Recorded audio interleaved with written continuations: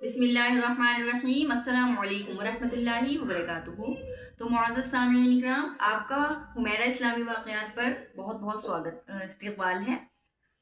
تو آج ہم بیان کریں گے کہ آپ صلی اللہ علیہ وسلم کے دنیا میں آنے سے پہلے کا زمانہ کیا تھا، کیونکہ ہم نے یہ ڈیسائیڈ کیا ہے کہ ہم ایپیسوڈ وائز جو ہے آپ صلی اللہ علیہ وسلم کی پوری سیرت النبی کی سیریز لے کر آئیں گے۔ تو اس سے پہلے ضروری ہے کہ یہ جان لیا جائے کہ عرب کے زمانہ کیا تھا پہلے اور کیا نہیں تھا۔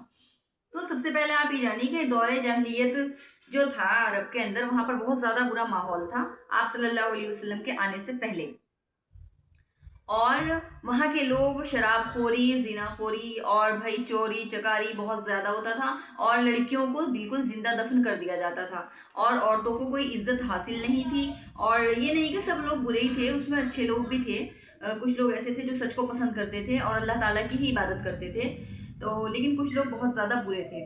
تو اسی ٹائم میں کیا تھا کہ ایک بادشاہ تھا یمن کا، ابرہہ۔ تو اس ابرہہ نے سوچا کہ یہ جو خانہ کعبہ ہے، اللہ تبارک و تعالیٰ کا گھر ہے، لوگ جو ہیں عرب کے وہیں پر جاتے ہیں زیارت کرنے کے لیے، اور وہی بہت خاص جگہ ہے۔ تو اس نے سوچا کہ کیوں نہ میں کوئی ایسی چیز بنواؤں کہ لوگ اس طرف جھک جائیں اور اس کو جو ہے چھوڑ دیا جائے گا کعبے کو۔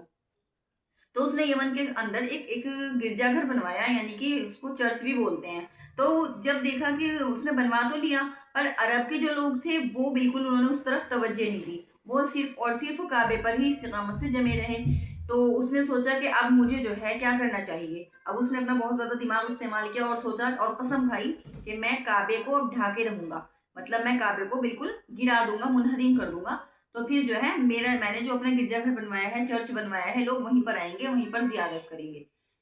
تو اس نے پکا ارادہ کر لیا اور اپنے ساتھ جو ہے ہاتھیوں کی فوج لے لی، بہت سارے ہاتھی اس نے اپنے ساتھ لے لیے اور کعبے کے پاس آ گیا تاکہ وہ کعبے کو ڈھا سکے، کیونکہ کچا ہوتا تھا اس ٹائم میں، تو پہلے بہت کچا تھا۔ تو جیسے ہی وہ اس کے قریب آیا تو اس نے کیا کیا کہ ہاتھیوں کو اپنے حکم دیا۔ اب جیسے ہی وہ اس کی طرف بڑھے تو اللہ تبارک و تعالیٰ نے چڑیاں جو ہوتی ہیں ابابیل، ان کو حکم دے دیا کہ تم جاؤ اور اپنی چھوٹی سی چونچ میں مٹی کی کنکریاں لے کر اور ان ہاتھیوں سے مقابلہ کرو۔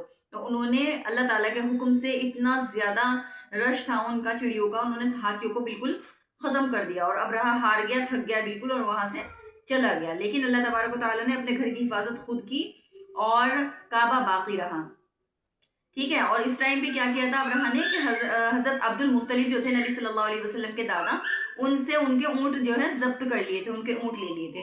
تو انہوں نے بولا کہ بھائی میرے اونٹ واپس دو۔